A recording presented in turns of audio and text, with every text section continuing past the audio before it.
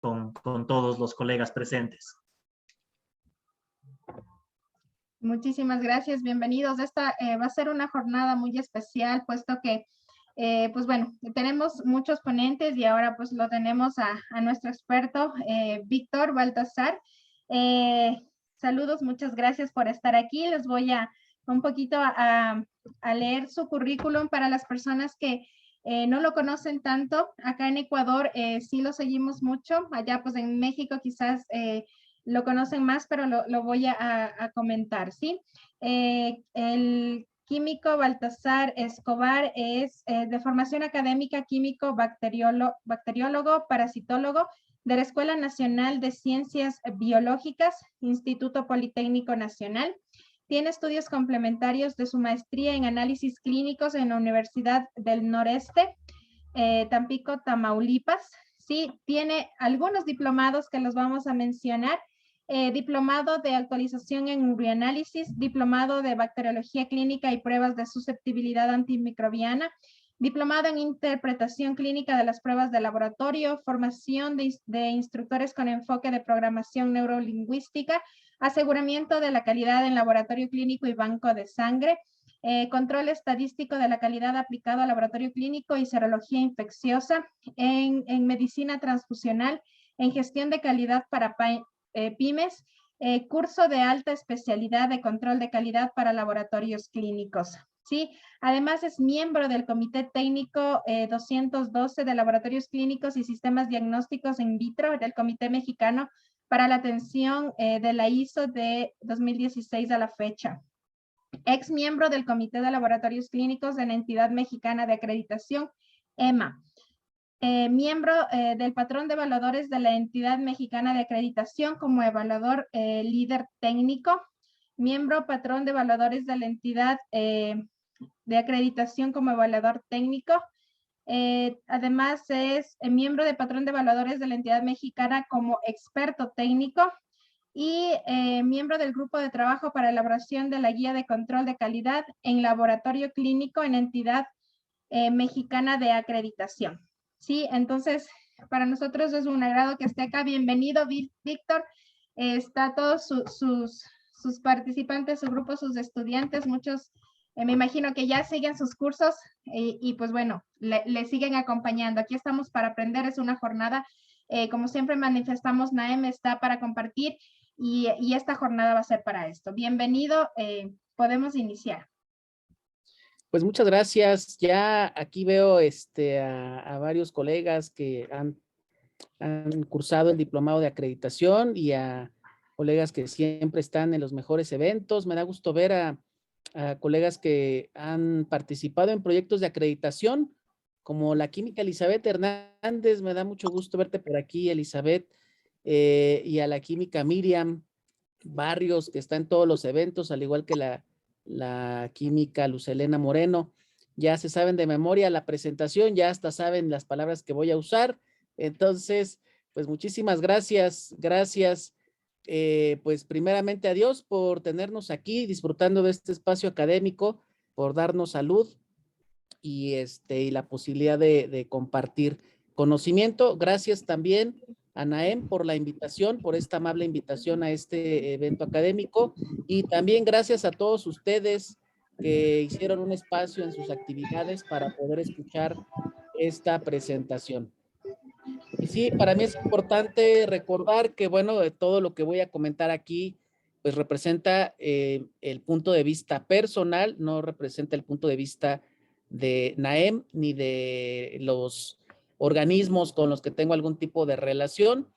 Y pues esta es la agenda. Vamos a hacer una breve revisión de la norma ISO 15189 y vamos a empezar. Siempre les pregunto, ¿quiénes son los principales usuarios de nuestros servicios? Y pues ya sabemos que el principal usuario es el médico que va a utilizar nuestro informe de resultados, y desde luego el paciente que pues es quien recibe el servicio en cuanto al trato que le estamos dando, en cuanto a la interacción que tenemos con nuestros pacientes desde que se presentan en la recepción o incluso a veces desde que hablan por teléfono para pedir informes. Ellos son los principales. Por ahí hay algún micrófono abierto. Ahí sí nos ayuda Natalia a cerrarlo. Muchas gracias. Y tenemos estos usuarios, ¿qué esperan de nosotros? ¿Qué esperan? Le puse aquí de nuestro principal producto, entre comillas. Sabemos que damos un servicio, pero sabemos que el principal o uno de los productos tangibles, si no es que es el principal de nuestro servicio, es el informe de resultados. Entonces ya sabemos que el médico y el paciente espera que el resultado sea confiable y espera que se lo entreguemos a tiempo. La información que nosotros proporcionamos a nuestros usuarios, al médico, forman parte integral de la atención que justamente le da el médico al paciente, ya que la información que proporcionamos afecta aproximadamente al 70% de los diagnósticos que están haciendo los colegas médicos. ¿En dónde se presenta la mayor cantidad de errores? Desde luego ya sabemos también que en la fase preexamen, no les estoy diciendo nada que no sepan, en la fase preexamen tenemos la mayor cantidad de errores y bueno, a manera de ejemplo, tenemos este estudio que está publicado, que pueden encontrar en internet, ahí tienen la referencia en el pie de página, un estudio efectuado en un laboratorio de análisis clínicos del Hospital Universitario de la ciudad de Monterrey, Nuevo León. Por aquí tenemos colegas de Monterrey, por acá tenemos a la química Grace, saludos hasta Monterrey, no sé a qué temperatura anden ahorita.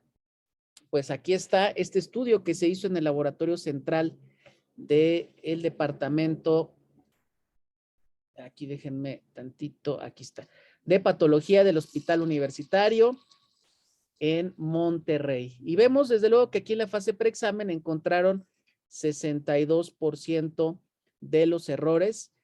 Específicamente observamos la mayor cantidad de los errores aquí en la fase preexamen. Aquí estamos observando en este estudio la mayor cantidad de los errores.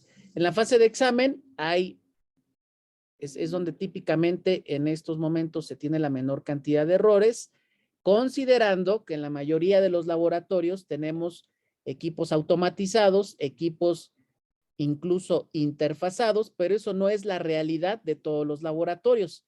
Posiblemente en algunos laboratorios, evidentemente este número pudiera estar más alto, por no decir mucho más alto, si es que no tienen técnicas automatizadas donde ya pudiera haber esa posibilidad. Y en la fase post-examen es donde en segundo lugar tenemos la mayor cantidad de errores. Bueno, pues aquí en el artículo ya nos explican a qué se refiere este rubro de otros, ¿no? Felizmente en la fase post-examen no hay tanta cantidad de errores, aunque pues aunque parezcan pocos errores, 2 errores pueden representar un impacto en el cuidado de la salud del paciente.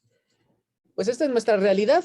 En los laboratorios clínicos cometemos errores. Todos hemos cometido errores, especialmente cuando somos recién egresados, nos incorporamos al mundo laboral y empezamos pues a trabajar. Estudiamos una licenciatura y llegamos al campo laboral y nos damos cuenta, no sé ustedes, pero en mi caso, de pronto nos damos cuenta que pues nos hace falta aprender mucho todavía y que la universidad nos dio las bases, pero tenemos que seguir estudiando y estudiando y estudiando.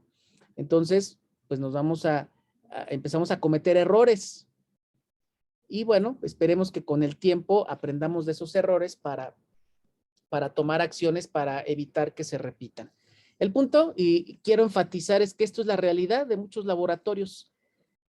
Tal vez el primer paso sea medir estas fallas para comenzar a mejorar. Y justamente viene esta propuesta, ¿no? Cambiar esta realidad implementando una cultura de seguridad en beneficio del cuidado de la salud del paciente, recordando que las prácticas seguras es aquella que garantiza una atención justamente segura de nuestros pacientes.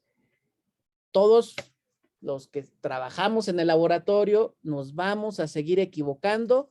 Los errores son esperables, incluso en los mejores laboratorios.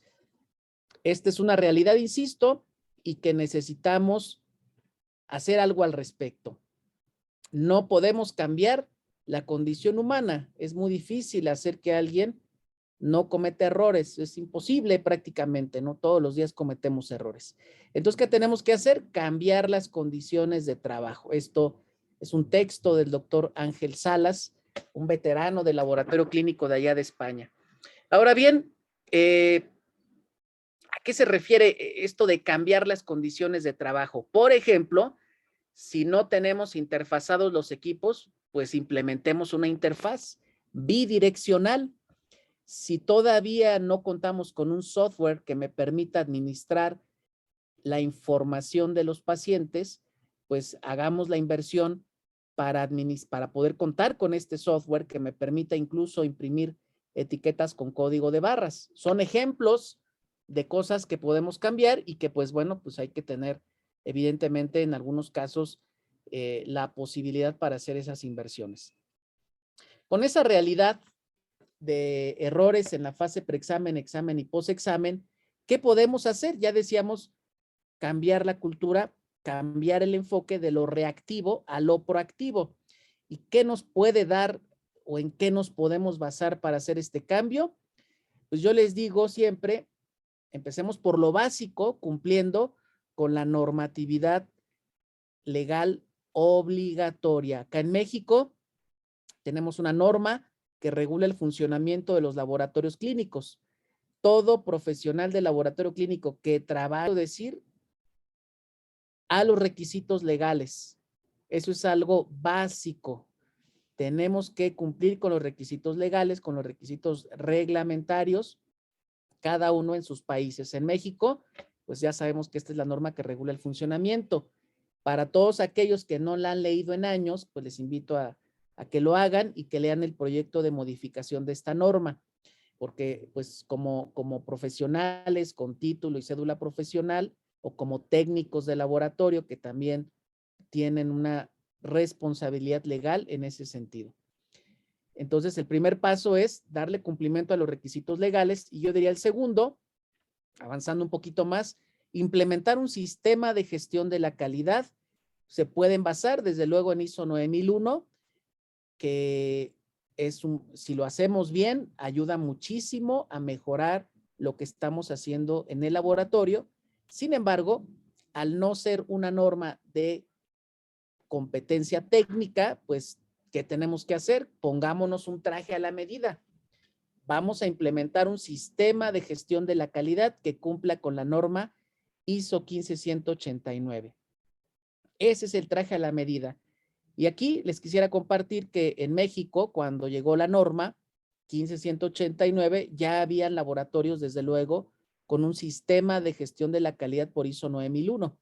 Incluso había unos poquititos, muy poquitos laboratorios clínicos que al inicio implementaron también un sistema de gestión de la calidad por ISO 17025. Recuerdo que tal vez por allá del año 2003, 2004, me tocó trabajar en un laboratorio clínico que tenía acreditadas algunas pruebas por ISO 17025. Pero era una rareza, ¿no? La mayoría tenía ISO 9001. Llegó la ISO 15189 y pues al inicio muchos vimos esta norma como algo súper complicado, como algo que era muy difícil de darle cumplimiento. Había muchos términos, muchas cosas que no entendíamos, que no sabíamos a qué se referían, y pues se creó la idea de que para poderse acreditar por ISO 15189 era conveniente tener primero esta norma y luego migrar a la 15189. En aquel entonces en su versión 2003. Hoy en día, les diría, si alguien no tiene sistema de gestión de la calidad y dice, bueno, ya me voy a animar, yo te diría, puedes ir directamente e implementar ISO 15189 en su versión 2012. No es necesario ya pasar por esto, que sí ayuda muchísimo, sin lugar a dudas, pero no es necesario que tengas ISO 9001 para aspirar a tener ISO 15189. Si bien es cierto que los laboratorios clínicos nos vamos a seguir equivocando, los sistemas de gestión de la calidad nos dan una estructura para que hagamos las cosas adecuadamente, eficientemente y efectivamente. Los sistemas de gestión de la calidad nos dan la oportunidad de tener esa estandarización en lo que hacemos y de poder reaccionar y también de cambiar el enfoque reactivo ante esos problemas, ante esas desviaciones, a un enfoque proactivo. Y ahí que hay un boom desde hace algunos años con el famoso enfoque de riesgo que trajo la ISO 9001 en su versión 2015. No menos importante, debemos de recordar quién emite estas normas.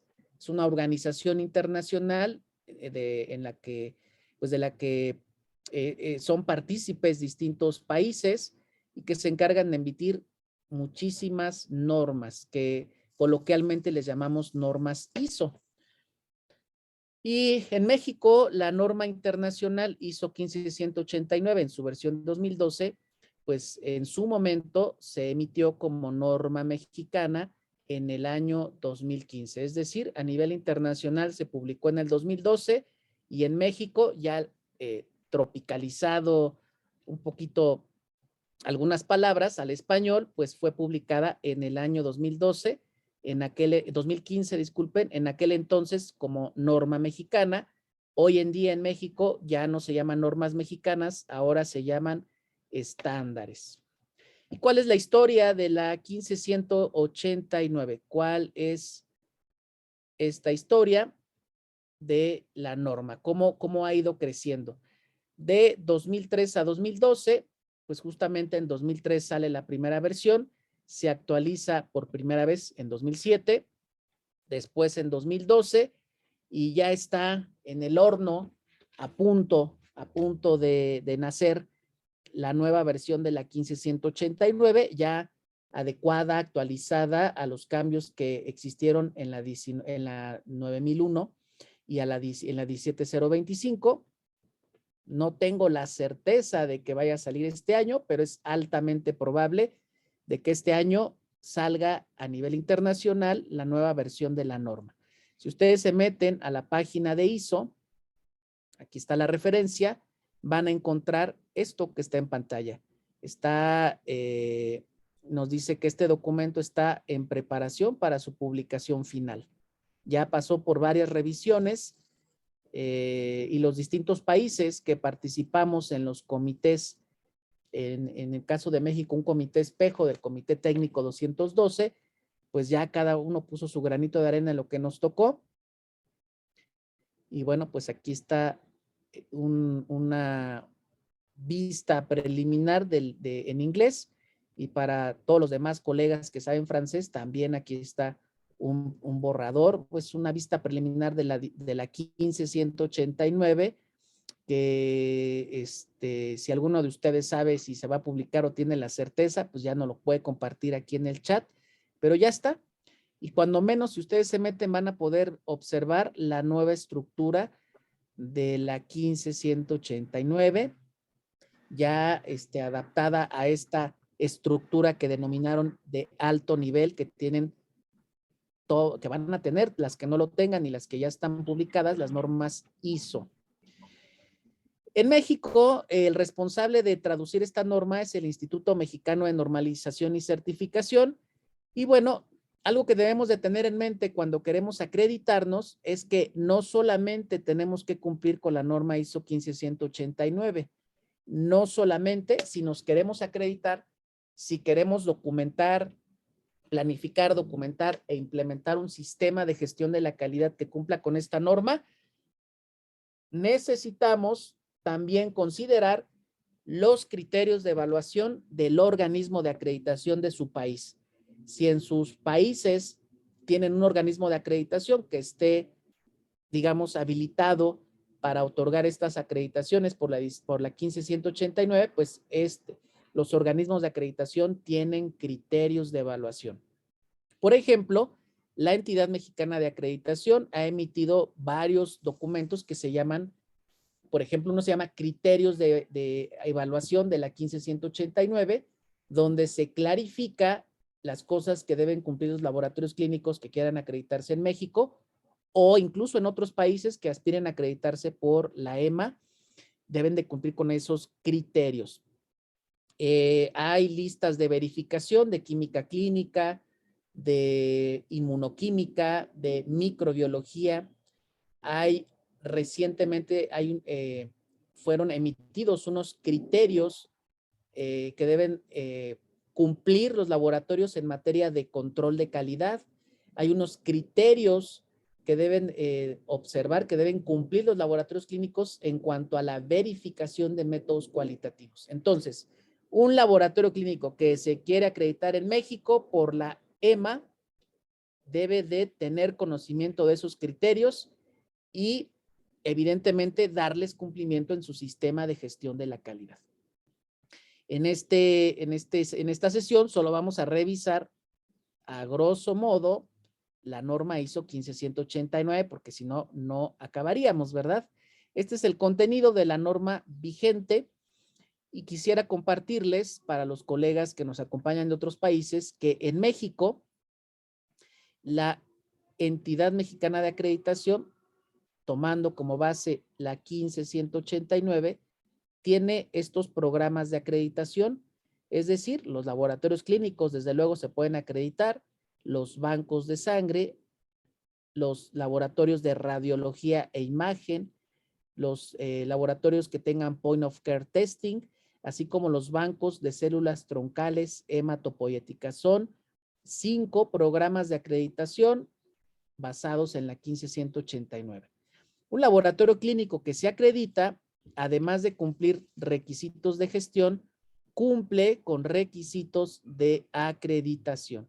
De tal manera que un laboratorio clínico que se acredita tiene un sistema de gestión de la calidad mucho más robusto que un laboratorio que solo se certifica por ISO 9001. Esto creo que marca una enorme diferencia con entre tener ISO 9001 y tener ISO 15189. Vamos a ver cuáles son los requisitos de gestión y vamos a ver cuáles son estos requisitos de gestión. Aquí tenemos la lista de los requisitos de gestión de la 15189, desde el 4.1 que nos habla de la responsabilidad de la dirección y llegamos hasta el 4.15 que culmina con la revisión por la dirección. No vamos a revisar todos puntualmente porque si no se van a dormir, se van a aburrir. Quisiera resaltar algunos puntos pues relevantes, ¿no? De estos puntos de gestión.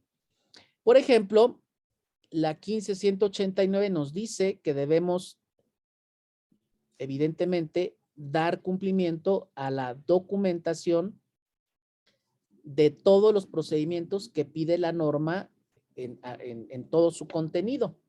Cuando un laboratorio decide acreditarse por la 15189, la entidad mexicana de acreditación le da un listado de procedimientos, son un poquito más de 30 procedimientos que la norma pide a lo largo de la misma.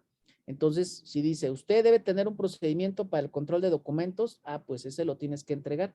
Entonces, cuando uno ingresa su solicitud de acreditación, para mostrar evidencia de que ya su sistema cumple con la norma, entre muchos otros documentos, hay que ingresar todos los procedimientos que pide la norma. Todos esos procedimientos forman parte de la solicitud de acreditación. Dentro de esta documentación, además de lo que pide la norma, también debemos de considerar los documentos y los registros que cada laboratorio considere pertinente vamos a decir, desarrollar, implementar para asegurar justamente que todo lo que están haciendo sea, pues digamos, sea, dice aquí literalmente, tengamos el control efectivo de los procesos, o sea, que todo esté controlado. Algunos ejemplos de procedimientos o documentos que un laboratorio pudiera decidir documentar, que no pide la norma con este nombre, es uno que se llame atención a usuarios o atención a pacientes, entrega de resultados, lavado de material, quien todavía prepare medios de cultivo, a lo mejor un instructivo de cómo preparar los medios de cultivo, planes de calidad, etcétera, etcétera, etcétera. O sea, cada laboratorio definirá qué necesita documentar. Dentro de la documentación, algo relevante que nos dice la 15189 es que debemos de considerar incluir copias de los reglamentos, normas y otros documentos normativos aplicables. Por ejemplo, en México tenemos una serie de normas oficiales mexicanas que teóricamente un laboratorio debería de tener pues conciencia de que las tenemos que cumplir. Por ejemplo, tendríamos que tener una copia de la Ley General de Salud y su reglamento, la Ley de la Infraestructura de la Calidad, que es la ley que reemplazó hace poco a la Ley de Metrología y Normalización. Cuando salga, cuando entre en vigor, pues también el reglamento de esa ley, obviamente la 007, la 087, que son cosas básicas, y una serie de normas que pudieran o no aplicar dependiendo del giro del laboratorio. Otra cosa importante que debemos definir cuando nos queremos acreditar es el alcance del sistema de gestión de la calidad. Y pues hay varias formas de, digamos, de enunciar, de documentar, de redactar cuál es el alcance de su sistema de gestión de la calidad. Eso incluye, por ejemplo, en dónde están implementando, en qué dirección, en qué ubicación física están implementando el sistema de gestión. Hay laboratorios que tienen un centro de proceso, como tal el laboratorio, y tienen, acá en México les decimos sucursales, en donde simplemente se toman muestras y de aquí se van al centro de proceso. Es común que acá en México nos hagamos referencia al centro de proceso como la sucursal matriz o la matriz, ¿no? Así dicho coloquialmente. Entonces, estos lugares que en los laboratorios les decimos sucursales, la entidad mexicana de acreditación les llama centros de toma de muestra. Entonces, estos centros de toma de muestra, en un inicio, en una acreditación inicial, pueden o no formar parte del alcance de la acreditación. Con el tiempo, hay un lineamiento internacional que dice pues que todos los centros de toma de muestra deberán formar parte del alcance de la acreditación. En una acreditación inicial no es obligatorio que metamos todo, ¿no? Cada quien va a decidir por dónde quiere empezar. Podemos entonces hablar de productos y servicios, servicio de análisis clínicos. En ISO 9001 sabemos que es común, ¿no? Hablar de exclusiones al cumplimiento de esta norma de acuerdo a la naturaleza de la organización.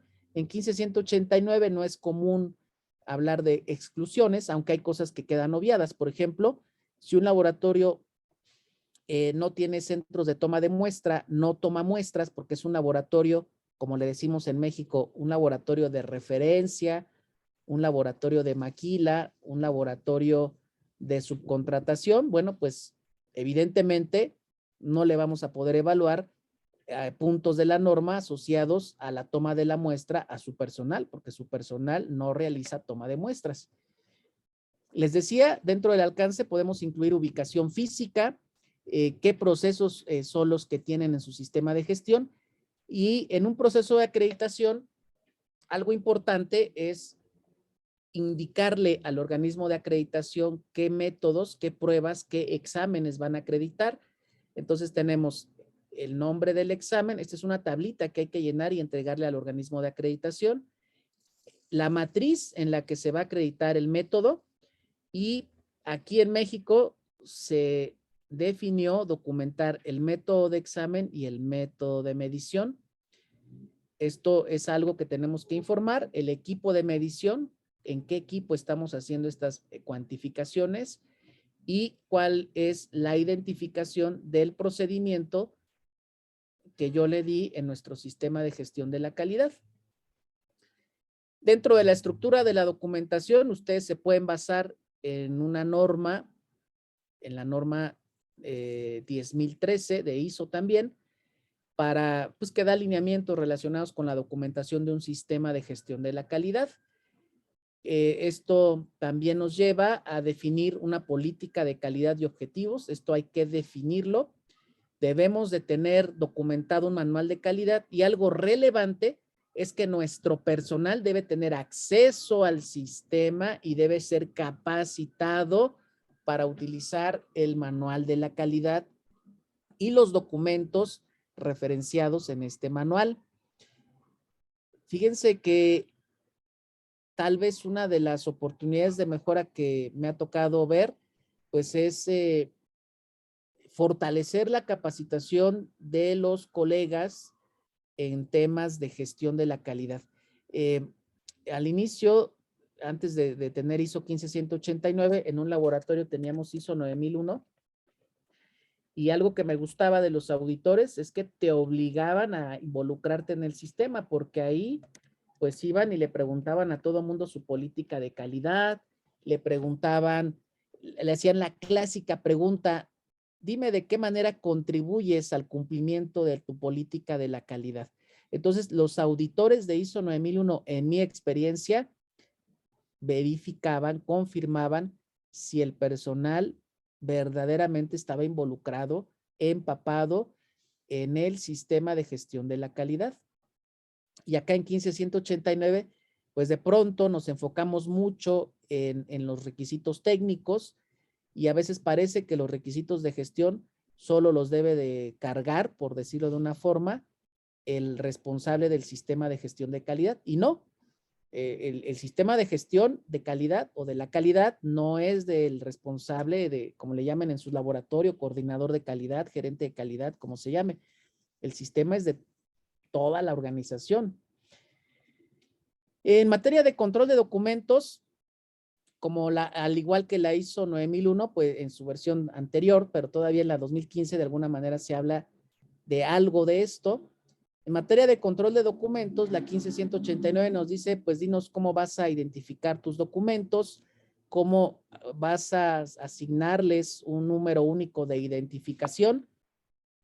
Eso significa el control de documentos, cuándo fue emitido el documento, puedes manejar un número de versión o revisión y quién autorizó, quién es la autoridad, quién es el que está liberando el documento, así como debes incluir el número de páginas con este formato. Y finalmente, en materia de la generación, elaboración de documentos, cómo se controlan los cambios, cómo quedan registrados, cómo se identifican los cambios en los documentos. La entidad mexicana de acreditación en este punto dice que los documentos del sistema de gestión los debemos de revisar por lo menos cada 3 años. Esto hace sentido porque fíjense que si nosotros tenemos un procedimiento, ahí está el procedimiento, en donde yo voy a documentar cómo se hace la cuantificación de glucosa. Bueno, si yo no cambio el método, si yo sigo teniendo, por ejemplo, dijimos que todo es con fines didácticos, no es promoción de ninguna marca comercial.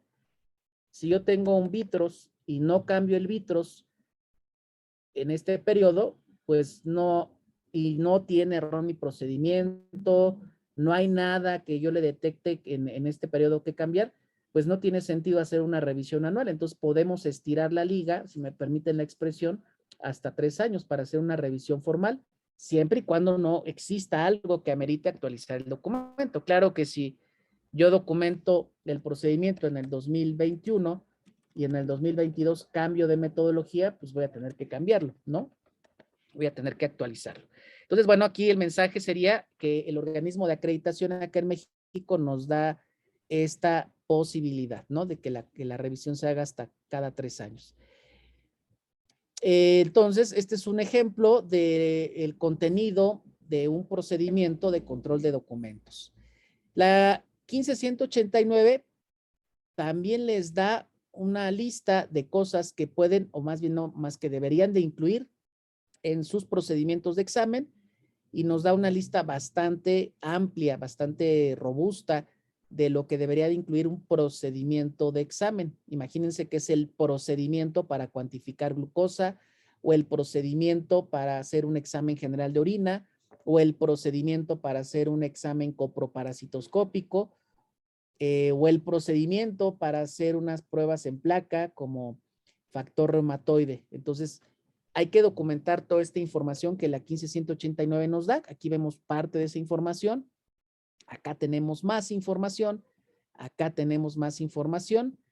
Y cerramos con esta información. Es decir, es una lista bastante grande de lo que la norma nos pide que incluyamos en los procedimientos. ¿Qué es lo bonito de esto, estimados colegas? Que fíjense que lo que me ha tocado ver también es que a algunas personas, pues de pronto nos gusta o no les gusta leer. Yo pienso que es un error, pero mínimo deberíamos de leer los insertos. Así como les decía, lean la 007 y su proyecto de modificación, porque estamos obligados a darle cumplimiento acá en México. Si estamos trabajando en el área que quieran, deberíamos de leer los insertos de los reactivos, deberíamos leer los manuales de los equipos. Entonces, en mi experiencia, hace muchos años, ya pasaron muchos años de aquella acreditación inicial, pues de pronto te dabas cuenta que la gente no leía los insertos y desconocía mucha información. Cuando los obligamos a que documentaran sus procedimientos, en donde el 99% de la información posiblemente viene del inserto, pues la gente de alguna manera se ve obligada a leer el inserto, porque hay que tomar la información, mucha de esa información, tal vez exagere con el 99%, pero pues mínimo el 90% sí viene en el inserto, y te obliga a leer y a darte cuenta de cosas que si no fuera por esto, pues tal vez nunca te darías cuenta. Entonces ahí están los procedimientos. También habla del control de registros. Hay que documentar un procedimiento donde digamos cómo le hacemos para darle cumplimiento a todo esto. Dentro de la generación de registros en el laboratorio, quisiera compartirles que esta es una de las no conformidades que como usuario, no puedo hablar en mi carácter de auditor, pero sí como usuario, o sea, como un miembro más de un laboratorio clínico que se acredita. O sea, les estoy hablando con la cachucha de auditado, y por acá está la química Elizabeth Hernández, no sé si sigue aquí. La química Elizabeth Hernández, que aquí está, le tocó participar en un proyecto de acreditación desde cero prácticamente, y esta es una de las áreas donde más no conformidades hay. ¿Por qué? Cuéntenme cómo les va con los registros en el laboratorio de un amigo. No sé si póngala ahí en el chat, pero ¿cómo elaboran los registros? No en su laboratorio, en el laboratorio de un amigo. Por ejemplo, hablemos de un registro sencillo como el de temperatura. Entonces, decimos, tengo que registrar todos los días, tengo que registrar la temperatura. Entonces, tenemos nuestros cuadritos para registrar la temperatura de todo el mes. ¿Qué sucede si mi laboratorio tiene 3 turnos de trabajo? Por ejemplo, turno matutino, vespertino y nocturno. Y la temperatura definimos medirla y registrarla en la mañana, en la tarde y en la noche. ¿Qué pasa con los registros de la tarde? ¿Qué pasa con los registros de los compañeros de la noche? Perdonen ustedes si hay alguien de la noche aquí. A ver, no sé si se puede habilitar el micrófono o si quieran escribir aquí en el chat. ¿Cómo están los registros de la noche? Ya les voy a dar acceso, creo. A ver, Brian Zambrano está con la manito arriba. No sé si Brian, ¿puedes habilitar tu micrófono?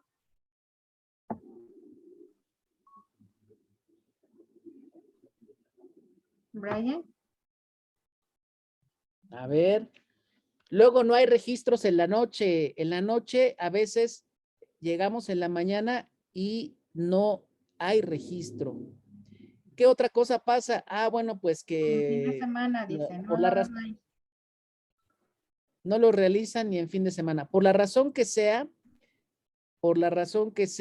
yo vengo y pongo, no sé, en el refrigerador pongo 25 grados. Y entonces me doy cuenta, ¿y qué hacen en el laboratorio de un amigo? Lo que hacen es que rayonean como si estuviéramos en el kinder y si bien nos va, ponen aquí a lo mejor el valor correcto. Esto es una mala práctica. Por acá nos dice la química Dulce Candia desde Chiapas. Muchas gracias, química, por estar aquí. Que muchas veces tenemos, y también es otra de las no conformidades comunes, es que nosotros decimos, ah, bueno, yo diseñé mi formato, no sé, para evaluar la competencia técnica de mi compañero, o voy a poner que aquí va a poner, voy a documentar el nombre de quien supervisó esta actividad y pongo supervisó y pongo una línea. Y entonces cuando revisamos los registros de enero, de febrero, de marzo, de abril, de mayo, de junio, esto está en blanco. Entonces, ¿qué sentido tiene colocar algo que no vas a usar? Y fíjate, si no lo usaste y no pasó nada, ¿para qué lo pones? Ahora, si tú tienes un formato de registro de temperatura que tiene 31 espacios, pensando en que va a haber meses de 31 días, y estamos en febrero, y el mes de febrero de un año tiene 28 días, pues entonces vas a tener en blanco el 29, el 30 y el 31. En México, el organismo de acreditación dice hay que cancelar esos espacios en blanco donde esté justificado la ausencia de datos, como este ejemplo que estoy dando. Entonces, en control de registros, y por eso puse esta diapositiva, es donde en mi experiencia cuesta un poco de trabajo hacer que la gente tenga buenas prácticas en cuanto a la elaboración, en cuanto a la corrección de registros. Tenemos Entonces, al colega Paul Moreno en la sala que está alzando la manita, si es que puede abrir su adelante, adelante, Paul. Eh, muy buenas noches, excelente charla. Mi pregunta es la siguiente. Siempre en el tema del llenado de registros tenemos muchas complicaciones porque la gente no está habituada a este tema. ¿Cuál es la mejor metodología que deberíamos establecer para este formato? Yo me acuerdo que en el laboratorio que ya trabajé, ellos optaron por el tema del registro de la temperatura, utilizar un sistema informático. Pero, y luego tener esa información que luego se evalúa en el tema dentro de la computadora y el líder de calidad. Pero existen otros formatos que hay que rellenarlos y esos no se pueden llenar, no se pueden llenar electrónicamente, creo yo. ¿Cuál sería la opción que tendríamos que optar? Pues mira, en mi experiencia, como somos personas que ya traemos un aprendizaje, ¿no? La mayoría, lo que toca hacer es designar a una persona para que esté supervisando continuamente los registros que se están generando. Es decir, no nos quedemos con la idea de, pues yo ya les dije, ya les di su capacitación. No, tienes que estar pegado a la gente durante un mes, durante 2 meses, hasta que se les haga hábito.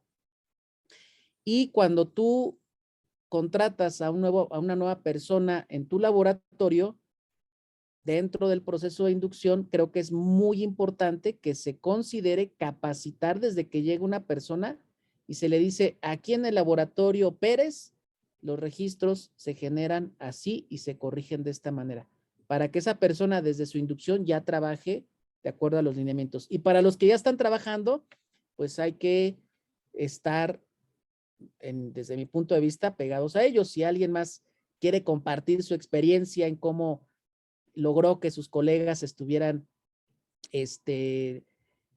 haciendo esto bien. La química Elizabeth, yo me acuerdo que en aquel entonces habíamos diseñado un formato para la supervisión o sea, el responsable del sistema de gestión de calidad, le diseñamos un formato para que supervisara, entre otras cosas, la generación de registros. Entonces ella tenía que irse a las áreas al azar, ¿no? a revisar la generación de registros porque sabíamos justamente que ahí se cometían la mayor cantidad de errores. Entonces, la idea es estar ahí pegado a la gente hasta que se les haga un hábito. Daniel, adelante. Diana Acuña. Ah, Diana, perdón, te cambié el nombre, Diana. Adelante, Diana. Buenas noches, muchas gracias por la conferencia y quería preguntar sobre la importancia de la firma de quien toma el registro, porque hablan de registros electrónicos, entonces, ¿qué tan importante es que se firme en original el registro? Muchas gracias. Bueno, pues eso es una pregunta muy interesante, muy buena pregunta, porque en muchos lugares de pronto tenemos el paradigma que todo debe ir firmado. Entonces, voy a hablar de México, no sé en otros países, pero hablando de la ISO 15189, en ningún lado dice que deban firmarse los registros de manera autógrafa. Eso también hablando del control de documentos, donde desde 9001 había como una costumbre de que los documentos quedaran firmados autógrafamente para demostrar que sí se revisaron y que todo está en orden. Entonces, en la norma 15189, en control de registros, en ningún lado dice que si yo genero un registro lo firme, y en México tampoco lo dice el organismo de acreditación.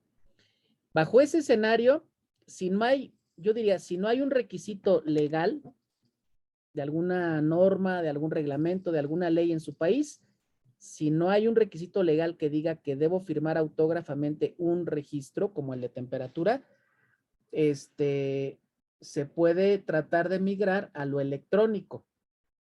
Ese es mi punto de vista. Cada laboratorio establece qué es más conveniente. En lo personal, por ejemplo, a mí no me gusta generar registros electrónicos de temperatura. ¿Por qué? Ya me tocó ver que alguien usaba un Excel.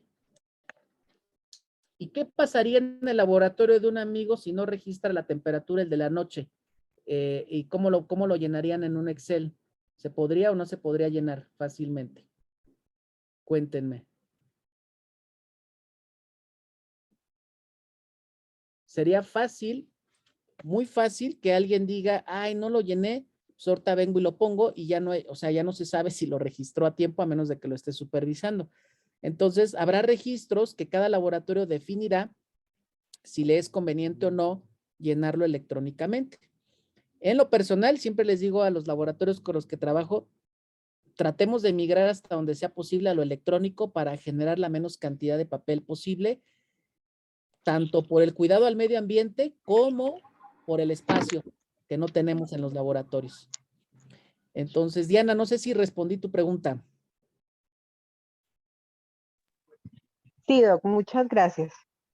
Bueno, gracias. Una cosa relevante es esto que parece bastante obvio. Los registros los debemos generar simultáneamente conforme hacemos la actividad, asociado esto a la temperatura, a la temperatura que les decía, disculpen, justamente al ejemplo de temperatura. Yo no puedo registrar la temperatura que no quedó registrada ayer o antier. Ya no la registraste, ya fue.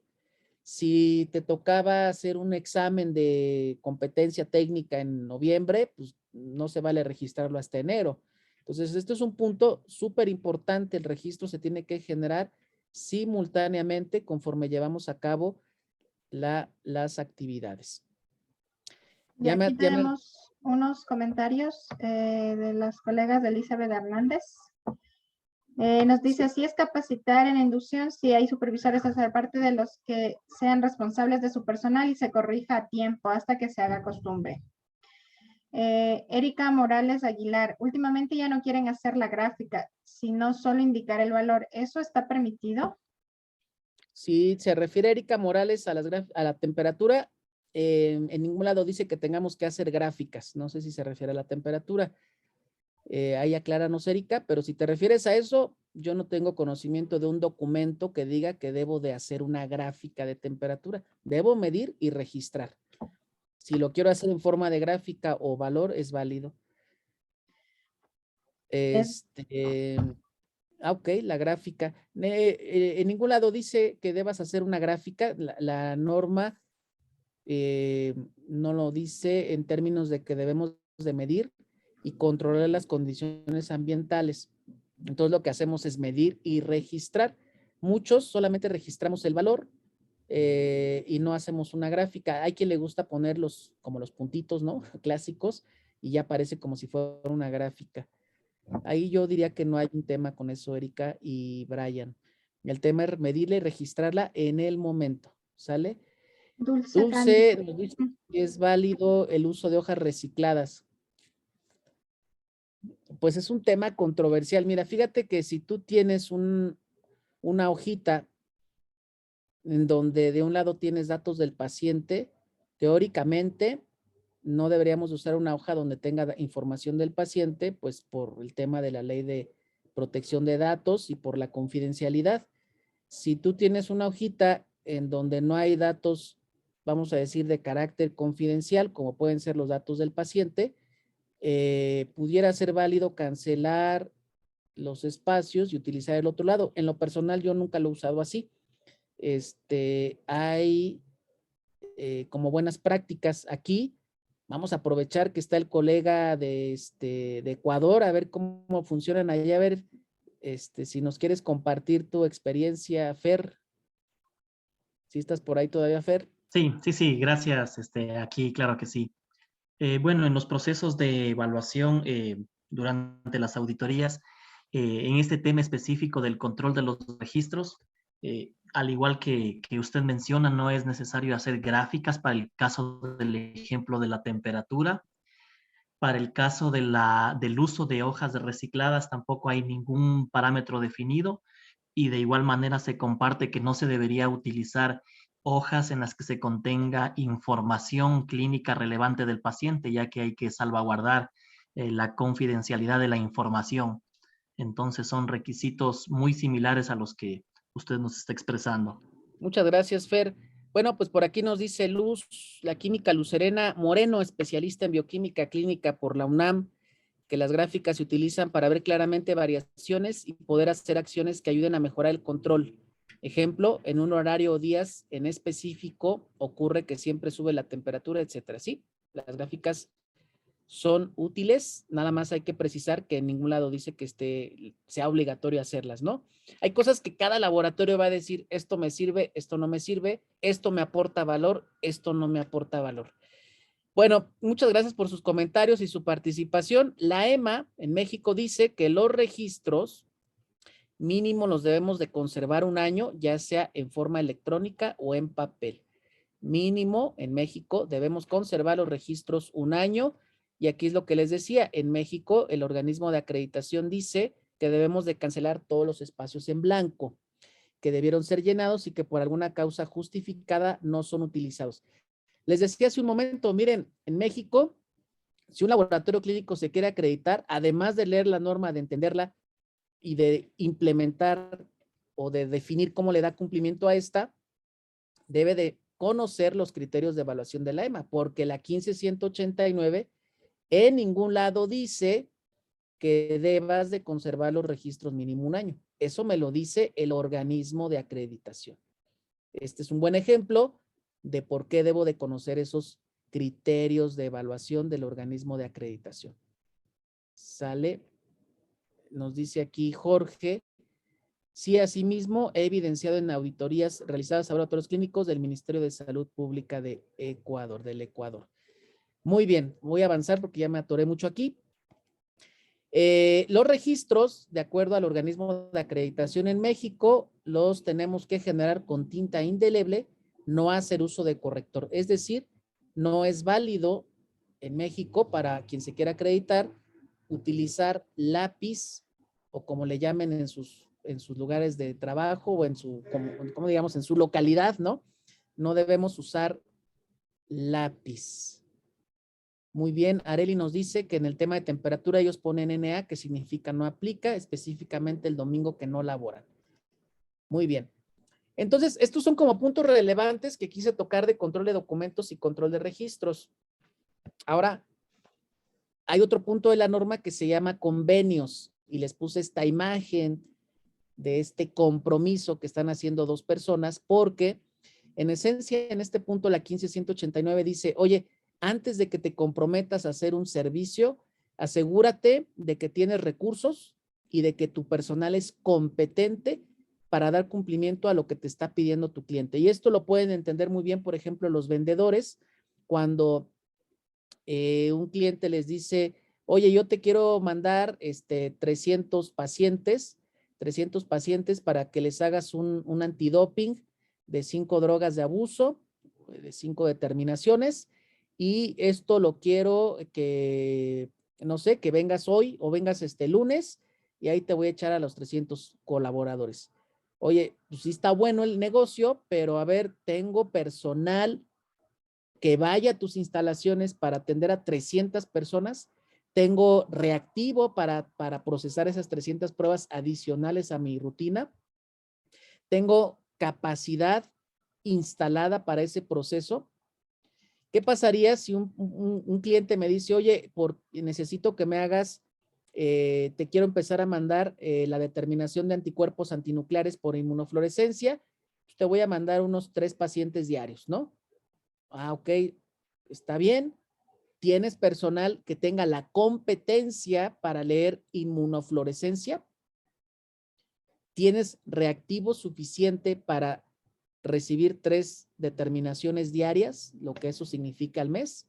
Entonces, la 15189 en esencia aquí dice, revisa que tienes la capacidad antes de establecer un convenio y revisa cuáles son los requisitos de tu cliente, del usuario de tus servicios, y revisa y que quede claro cuáles son tus requisitos. Por ejemplo, si vas a hacer este muestreo, como le decimos acá, si vas a ir a las instalaciones, ¿qué le vas a pedir a tu cliente?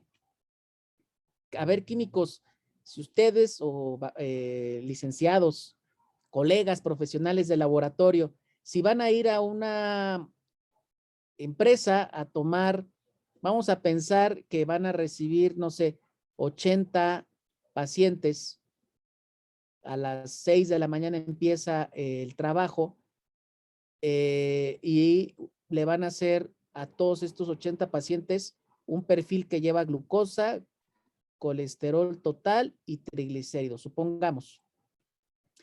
¿Cuál sería su requisito en cuanto a la condición preanalítica en la que debe presentarse el paciente? Aquí póngale en el chat en qué condiciones debe presentarse los 80 pacientes para que yo les pueda tomar la muestra. En lo que escriben, les diría, ese es un ejemplo de un requisito que el laboratorio le dice al cliente: para poder hacer este servicio, este trabajo, necesito que tú me ayudes a cumplir con estas condiciones. Por ejemplo, las condiciones preexamen en las que se debe presentar el paciente. Póngale aquí sin miedo, como dice la química Lucelena Moreno, sin miedo al éxito, póngale aquí, para una glucosa, colesterol y triglicéridos. Muy bien. Ayuno no mayor a 12 horas, no realizar ejercicio vigoroso, ayuno de entre 8 y 12 horas sin haber realizado actividad física ni consumir bebidas alcohólicas. Muy bien. Entonces ahí tenemos ejemplos de cómo debe presentarse un paciente. Luego hay otro punto de la norma que dice exámenes practicados por laboratorios subcontratados. En esencia, a lo que se refiere este punto de la norma es que si tú acreditas una prueba como la glucosa y por alguna razón no la vas a poder realizar, te quedaste sin reactivos, se fue la luz, se descompuso el equipo, te quedaste sin personal y de pronto necesitas entregar resultados, y esta glucosa que está acreditada no la vas a poder hacer y tomas la decisión de enviarla a proceso a otro laboratorio, a esta acción se le llama subcontratación. Estás subcontratando la cuantificación de glucosa en otro laboratorio. A ti te contrató tu cliente y ahora tú estás subcontratando el trabajo. Entonces, ¿qué dice la norma? Bueno, si vas a subcontratar el trabajo y específicamente lo que está acreditado, tienes que asegurar la competencia técnica del laboratorio a donde vas a mandar esta determinación. Hace años se creó el mito de que si yo subcontrato una prueba acreditada, mi proveedor debería de estar acreditado por la 15189.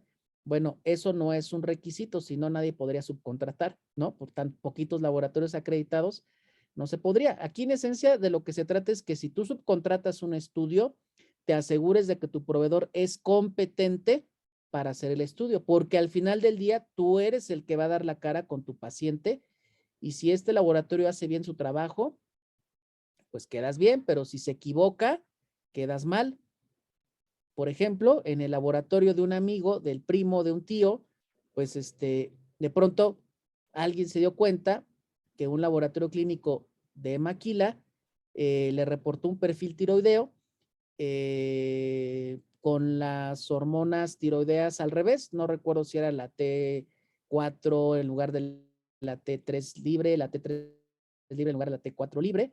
Y al final, si tú no tienes la competencia para cachar eso, pues te hubiera reportado el resultado incorrecto. Es decir, a ver si me doy a entender, nadie es perfecto, les decía al inicio, nos vamos a equivocar. Entonces, lo menos que podemos hacer es tratar de, hasta donde sea posible, de tener la tranquilidad de que este laboratorio trabaja bien. Y una recomendación que siempre les hago, colegas, es que visiten el laboratorio. O sea, visiten el laboratorio para que vean cómo están sus instalaciones. Es una buena práctica que en lo personal llevé a cabo con mis proveedores cuando me tocó hacerlo. ¿Cómo se evidencia que el proveedor es competente? Bueno, la manera más sencilla sería que el proveedor estuviera acreditado por ISO 15189. Esa es una carta a Santa Claus. Ya les decía, no es obligatorio, pero si se puede, ya estamos del otro lado. Y que esté acreditado en la prueba que yo le voy a subcontratar, aunque sea remotamente, la probabilidad. Y eso ya quiere decir que el organismo de acreditación lo está evaluando periódicamente. Oye, pero no hay, o a lo mejor el que está es mi competencia y no quiero subcontratar.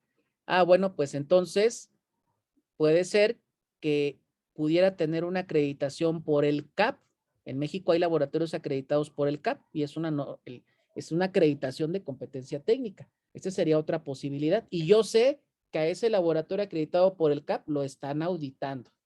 Oye, ¿qué crees que tampoco hay? Entonces, me iría porque, bueno, pues ya mínimo que tenga ISO 9001, ¿no? Eso es mejor que nada. Ya está. Si ya me bajé el escalón y ya no puedo evidenciar competencia técnica de esta manera, bueno, mínimo veo que tengo un sistema de gestión de la calidad.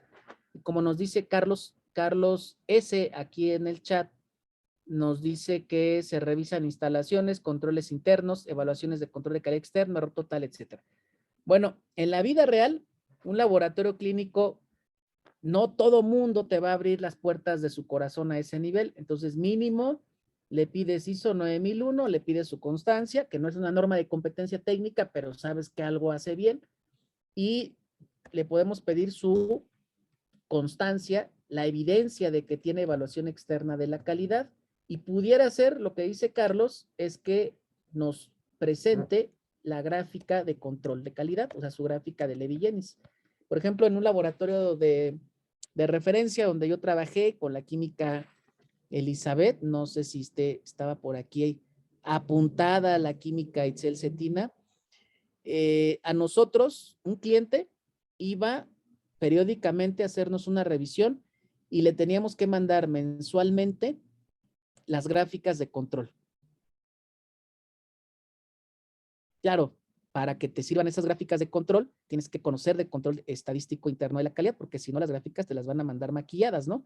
Pero si ya le sabes, pues ya le sabes, ¿no? Entonces son ejemplos de cómo puedes mostrar evidencia y siempre les digo, procuren visitar a su proveedor, no hagan, ahora ya con esa tecnología, aunque digas, no, pero es que yo estoy, hablando de México, yo estoy en Chiapas y mi proveedor está en Sonora, y pues no me quieren pagar los viáticos porque dicen que me voy a pasear, pues haz la evaluación por Zoom, como ahorita, ahí con la camarita, que te hagan un recorrido por las instalaciones, mínimo para que te des una idea de la infraestructura de tu proveedor. En compras, en esencia, lo que dice la norma es, establece criterios de selección y evalúa periódicamente a tu proveedor. Y aquí quisiera hacer énfasis en el famoso ingeniero que le da mantenimiento a sus equipos. El famoso ingeniero, no sé cómo le digan por allá en el Ecuador o en República Dominicana, acá a la persona que viene y le da mantenimiento al equipo le decimos el ingeniero. Y siempre les digo, quién sabe si sea ingeniero, pero así le decimos, ¿no? Entonces, ¿de qué hemos pecado en México? Me atrevería a decir en México, ¿de qué hemos pecado acá? Bueno, pues que en principio ese señor al que le decimos de cariño ingeniero, o bueno, los que ya son más llevados, el famoso Inge, ¿no? No le pedimos nada. Entonces, que la 15189 en ese requisito 4.6 dice, establece criterios de selección de proveedores tanto de reactivos como de servicios. Y este señor o la empresa te da un servicio, ¿no? Entonces tienes que establecer criterios de selección. ¿Yo qué le pediría? Oiga, pues necesito una copia de su título y de su cédula. Oiga, y necesito que me dé evidencia de capacitación en el equipo que usted dice que sabe reparar. Y que me dé evidencia de capacitación continua, a lo mejor de los últimos 3 años, por ejemplo. Entonces, ya mínimo sé que se tomó un curso para reparar el Fuji o para reparar el equipo Dimension o el Dimension o el equipo de Architect o el Celdin o el que quieras. Oye, pero ¿qué crees? Que mi equipo está incomodato y pues el ingeniero me lo manda el fabricante. Pues al fabricante pídele. Oye, pues aquí dices que tienes al ingeniero Pérez non plus ultra de tu equipo, dame lo mismo. Es posible que algunos ingenieros se ofendan, es posible que digan, ay, pero ¿cómo? A ver, químicos, ustedes cuando los contratan no les piden documentos, ¿no? En RD también le decimos, se le dice ingeniero. Bueno, muy bien. Ahí está. Entonces, este es un proveedor de servicio que deberíamos de considerar porque muchos de ustedes saben que en el laboratorio del amigo, de un primo, del abuelito, que a veces va el ingeniero, le mete mano, le da mantenimiento preventivo y al otro día se descompone, ¿no? Al otro día le pasa algo al equipo, al otro día resulta que una manguerita se le zafó, al otro día resulta que se inundó el canal de no sé qué. Cuéntenme si han conocido esas historias por allá, de si de pronto le dieron mantenimiento y al otro día le falla algo al equipo. ¿No será que tal vez el ingeniero no es ingeniero? Bueno, ahí lo dejo sobre la mesa. Debemos de tener definido en temas de asesoría quién puede dar asesoría en nuestro laboratorio y a quién le puede dar esa asesoría. Y una cosa súper importante es que el que va a dar asesoría debe tener competencia técnica. Si yo tomo el teléfono para resolverle una duda a un médico de un perfil de marcadores de hepatitis B, es porque debo tener conocimiento teórico y experiencia práctica. Si yo en mi vida he visto células inmaduras, no tengo la competencia para dar asesoría de hematología. Si yo no tengo la menor idea de los criterios del CLCI para los temas de susceptibilidad antimicrobiana o de los microorganismos ante las distintas baterías de antibióticos, si no tengo ese conocimiento teórico ni práctico, no soy competente para dar asesoría de microbiología. Entonces, la 15189 aquí dice, debes definir quién puede dar ese servicio y a quién se le puede dar ese servicio. En quejas, pues hay que tener un procedimiento para atender las quejas y hay una norma ISO que les puede ser de utilidad para que se basen en esto. Y viene todo un punto de no conformidades, acciones correctivas, mejora continua, acciones preventivas. ¿Cuál es el reto aquí, químicos? Que quien está a cargo del sistema de gestión de calidad tiene que capacitarse en herramientas para hacer el análisis de causas. Y un punto súper importante aquí en una norma de acreditación es lo siguiente, a diferencia de ISO 9001. Si tú repruebas la evaluación externa de la calidad, si tienes un resultado no satisfactorio o no aprobatorio, ¿qué significa eso, químicos? Satisfactorio. ¿Qué significa en términos de lo que le podría estar pasando al paciente? Si tú participas, por ejemplo, en glucosa, en un programa de evaluación externa de la calidad como este, y obtienes un resultado, para los que son de México, no sé, de 300. O si tú participas en un programa de evaluación externa de la calidad como este, y obtienes un Z-score de 4. ¿Qué significa? Más allá de saber, pues reprobé, pero eso, ¿qué significa? ¿Qué tendríamos que pensar con respecto a nuestro método, a nuestro equipo? A ver, los escucho, si quieren abrir su micrófono, los leo. Cuéntenme, abran su micrófono. ¿Qué pasa si yo repruebo la evaluación externa de la calidad? ¿Qué pasa si yo participo en un programa de evaluación externa de la calidad en donde yo tengo que hacer identificación morfológica de algo en el sedimento urinario y me dicen que ahí había células renales, por ejemplo, y yo dije que, no sé, que dije que eran células epiteliales, ¿no? Entonces, ¿qué significa esto?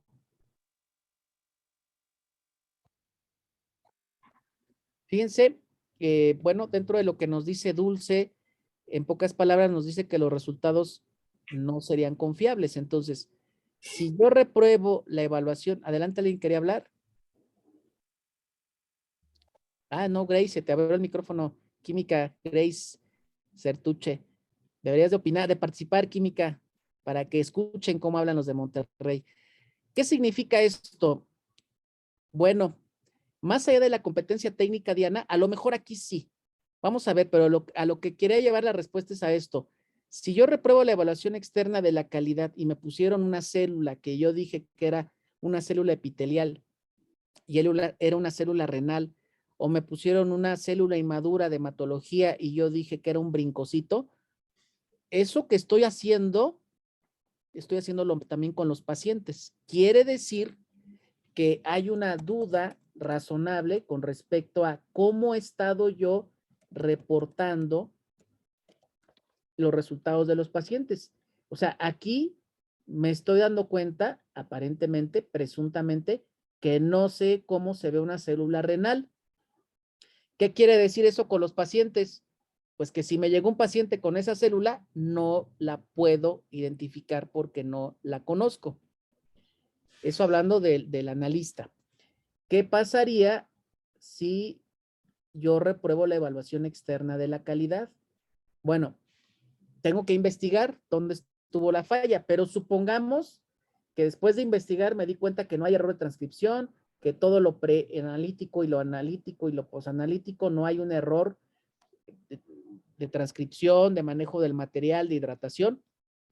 Si todo eso está bien, presuntamente tendría que pensar en un mal desempeño de mi equipo. Y si el equipo tiene un mal desempeño, la pregunta es, ¿y cómo ha reportado los resultados de los pacientes? Entonces, este es un ejemplo de que el reprobar la evaluación externa de la calidad, hablando de no conformidades, te lleva, en este caso particular, a analizar el impacto del problema en los resultados de los pacientes. Si tienes un problema de exactitud y queda comprobado, quiere decir que N cantidad de resultados de tus pacientes fueron emitidos con un problema de exactitud.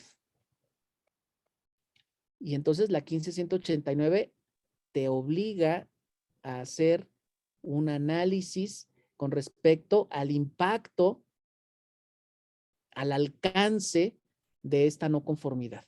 Luego viene un tema, otro punto muy grande, ya me voy a apurar, de evaluación y auditorías, y dentro de todo esto que ven en pantalla, esto nos lleva a estudiar mucho, por ejemplo, a capacitarnos en auditoría interna y a capacitarnos en la gestión de riesgos. Ya sabemos que para auditoría interna está la 19011 y para gestión de riesgos la norma, vamos a decir la norma madre, la norma top es la 31000 y hay otras ya normas ya más aterrizadas como la 22367 ya enfocada al laboratorio clínico y tenemos otras normas, ¿no? Por ahí incluso enfocada a la parte clínica, la analítica, quiero decir. Pues este fue un paseo por los requisitos técnicos. Esto es un paseo por los requisitos de gestión, disculpen, y me voy más rápido con los técnicos porque ya se me acabó el tiempo. Entonces, vamos con los requisitos técnicos. Estos son los requisitos técnicos que marcan una enorme diferencia con ISO 9001. Desde el requisito 4 ya hay enormes diferencias, incluso como la revisión por la dirección, donde se ven cosas que no se ven en 9001. Entonces, en temas de personal de laboratorio, algo súper interesante es que la 15189 nos dice que desarrollemos planes de inducción. Todos los que están en este webinar, en este evento académico, si todos trabajan en el laboratorio, en algún punto de su vida laboral, entraron por primera vez a trabajar a un laboratorio. Y entonces, no sé ustedes, pero yo a lo mejor tenía 15 kilos menos, todavía tenía cabello y tenía muchas ilusiones por comerme al mundo en el ámbito del laboratorio clínico y tenía mucha emoción de trabajar en un laboratorio y específicamente en microbiología. Entonces, ahí estoy yo, pero la vida no me llevó a microbiología, la vida me llevó a un banco de sangre. Entonces llegas al banco de sangre y pues te dicen, bueno, pues aquí hay que hacer anticuerpos irregulares, hay que hacer aféresis, hay que hacer serología infecciosa, ahí tienes el mini vidas, hay que sangrar donadores, como decíamos. Y entonces para que yo pudiera ejecutar todas las tareas que me tocaban en el banco de sangre, pues alguien me tenía que capacitar. Al igual que ustedes. A ver, compártanme aquí así a toda velocidad porque ya se nos acaba el tiempo. Cuéntenme en qué área, cuál fue su primer área de trabajo. Urgencias, hematología, coagulación o control de calidad en el área de urgencias, laboratorio de urgencias.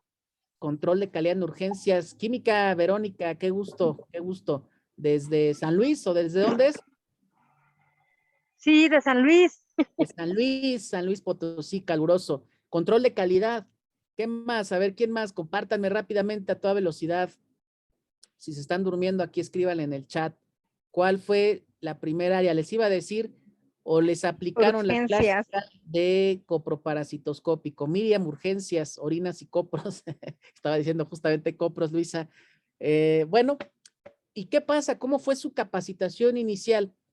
Si les fue bien, hubo un colega de buen corazón que les enseñó todo lo que sabía o casi todo lo que sabía con respecto a lo que tenían que hacer. Y si les fue mal, a lo mejor les dijo, bueno, pues tú eres químico, ¿no? Tú eres licenciado, tú eres bacteriólogo, pues ya debes de saber. Ahí dice, tu café te dice que eres químico, pues ya debes de saber, ¿no? Y entonces te das cuenta, la frase toma sentido cuando dicen de que yo solo sé que no sé nada, ¿no? Entonces, la 15189, para que no les pase eso, dice, tienes que desarrollar un plan de inducción. Y nos da una lista de cosas que debe incluir la inducción, bueno, la capacitación. La norma habla de capacitación, yo le digo la capacitación que se da cuando acabamos de entrar a un laboratorio y entre otras cosas nos dice capacita a tu personal en los procesos y procedimientos de trabajo asignados. Entre muchas otras cosas, ese punto nos lleva a evaluar la competencia del personal, a capacitarlos, etcétera, etcétera, etcétera. Luego vienen instalaciones y condiciones ambientales, un punto pues interesante, ¿qué pasa en la realidad de los laboratorios de unos primos, del abuelito del tío de Juanito Pérez? Pues que muchas veces los laboratorios se instalan por primera vez en una casa. La casa del químico emprendedor la adapta para hacer laboratorio y a veces esa instalación pues no es la adecuada para un laboratorio clínico. Ahí pues esa es la realidad de muchos laboratorios acá en México. Hay que trabajar porque la instalación sea la más adecuada o lo más adecuado posible y hay laboratorios que son construidos ad hoc, son construidos para laboratorio. Y punto importante, el tema de las condiciones ambientales, ya hablábamos de la temperatura. Este punto nos lleva a hablar de valores de corrección, nos llevaría a hablar, amarrado al siguiente punto, que es la calibración de los instrumentos de medición, a estar registrando condiciones ambientales, temperatura y humedad, donde tenemos los equipos. Y justamente en temas de equipos, hay que tener programa de mantenimiento preventivo, tenemos que armar un expediente de los equipos y ahí la norma nos da toda una lista de cosas que debe incluir los expedientes de los equipos. La identificación de los equipos deben estar identificados y algo que la norma llama pruebas de aceptación. Este punto de la norma, aunque la 15189 no lo dice con esas palabras, nos lleva como digamos que a dar pie a lo que muchos llaman, que ustedes lo conocen, la famosa calificación de equipos. Calificación de la instalación, que eso lo podemos ver desde que queremos comprar un equipo, calificación del diseño, de la instalación, de la operación y del desempeño. Entonces, esas son cosas que nos ayudan a darle cumplimiento a este punto. Y la fase preexamen, químicos profesionales de laboratorio, muchísimo trabajo, muchas cosas por leer en la fase preexamen, por algo hay la mayor cantidad de errores, aquí hay mucha tela de dónde cortar, la norma nos lleva de la mano desde que nos pide que definamos las instrucciones que le vamos a dar al paciente, por ejemplo, para la toma de la muestra por ellos, la famosa orina, las heces, para una espermatobioscopía, la orina de 24 horas, ¿cómo le das esas instrucciones al paciente? Hay que documentar los procedimientos de toma de muestra, esto prácticamente es un manual gigante. Hoy revisé uno con un químico, su manual es de casi 100 páginas, les quedó espectacular su manual, donde se incluye todo lo que pide la norma aquí. Entonces, bueno, aquí hay mucha tela de dónde cortar. Felizmente tenemos bibliografía como esta, que es gratuita, que pueden consultar en internet. Y tenemos también por acá, en la fase de examen, los procedimientos técnicos que hay que documentar. Hay que verificar el desempeño de los métodos. Eugenia Vázquez nos dice, ¿qué dice la norma en cuanto al tiempo de inducción?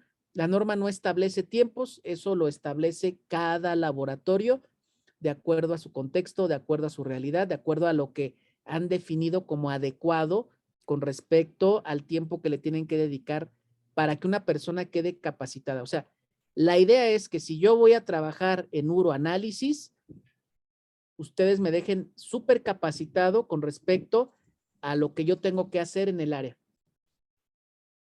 Cómo asegurarse de que se centrifuga la muestra a la velocidad que es, al tiempo que debe estar girando la centrífuga, tiempo, velocidad, cómo voy a leer el sedimento, cómo le voy a poner el colorante, bla, bla, bla, bla, bla, bla, bla. Entonces, la inducción, cada laboratorio definirá los tiempos. Regresando aquí al proceso de examen, en el proceso de examen, verificación de métodos, precisión, veracidad, linealidad, nos dice la EMA en México, mínimo para métodos cuantitativos, estimar la incertidumbre, otro tema que nos lleva a estudiar mucho, y a revisar cuáles son los intervalos biológicos de referencia. Aquí les quisiera recomendar que sí le echen un ojo, porque a veces resulta que cuando nos ponemos a revisar, oye, y estos intervalos biológicos de referencia de la TSH, de la TGO o AST, de la LT, ¿de dónde lo sacaron? Y la gente dice, no sé, cuando yo llegué ya estaban así. Y resulta que nadie sabe, a lo mejor están así desde 1978 y nadie sabe de dónde salieron. Entonces esto, la norma nos obliga pues a revisar de dónde los vamos a sacar. Hay bibliografía para dar cumplimiento, que nos ayuda a dar cumplimiento a este punto. Y en materia de aseguramiento de la calidad, uno de los temas que me encantan es porque nos lleva a estudiar cómo le doy cumplimiento a un parrafito que puso aquí la 15189 o que pusieron los autores. Cada cuándo vas a meter los controles. Y dice, los controles tienes que procesarlos de acuerdo a la estabilidad de tu método y al riesgo de que algo salga mal. Y dice, con esto, ¿a qué te refieres con la estabilidad del procedimiento? ¿Sí? Entonces, esto nos lleva a estudiar ¿Cómo puedo dar cumplimiento a esto? Y una de las respuestas, pues por ejemplo, puede ser la métrica sigma. También aquí la norma nos da lineamientos completos de cosas que debo de considerar con respecto a la evaluación externa de la calidad, procesos post-examen, cómo le hago para revisar los resultados, tengo que indicar cuánto tiempo voy a guardar las muestras y ya que pase ese tiempo de retención, cómo voy a desecharlas. En México, pues hay que dar cumplimiento a la 087. El informe de resultados trae una lista a la norma de lo que debe tener el informe de resultados, en donde es donde a veces cuesta trabajo incluirlo, porque el software a veces no tiene previsto esto, es la fecha de toma de muestra primaria y la hora. En pocas palabras, siempre digo la fecha y la hora de toma de muestra. Lo ideal es que aparezca en el informe de resultados. Debe de incluir en qué muestra se está haciendo el análisis, en qué tipo de muestra, así como la fecha y hora de liberación. La norma deja abierta la puerta. Bueno, si no lo tienes en el informe, pues que lo podamos consultar. Mi recomendación es, pues ojalá que puedas ponerlo en el informe. Y la liberación de resultados. En tu laboratorio, ¿quién puede liberar resultados? Y aquí diría, para mí este es uno de los retos que tenemos en los laboratorios clínicos, porque liberar un resultado, apretar un botoncito en un software, pues lo puede hacer mucha gente. El tema es tener la competencia técnica para hacer una correlación de la información de nuestros pacientes. Entonces, la liberación implica tener una persona o personas competentes, porque si yo tengo un turno matutino, un turno vespertino y un turno nocturno, necesito asegurar que quien va a liberar resultados en estos espacios sea competente. Y también debe quedar claro a quién le puedo entregar los resultados.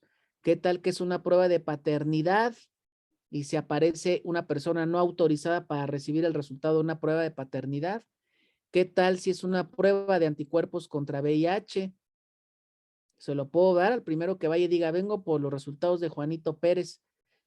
¿Y usted quién es? Entonces, qué criterios hay para que pongas esos candados? Si la calidad de la muestra no fue adecuada, hay que poner una nota en el informe.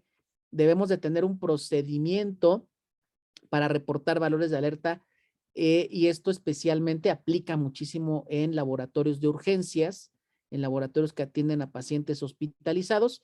Y una cosa que también nos llevará a estudiar muchísimo es la autoliberación, la autovalidación mediante estos algoritmos de autovalidación y criterios para establecer corregir informes. Se debe hacer verificación de los valores de los intervalos biológicos de referencia, pregunta Erika Morales.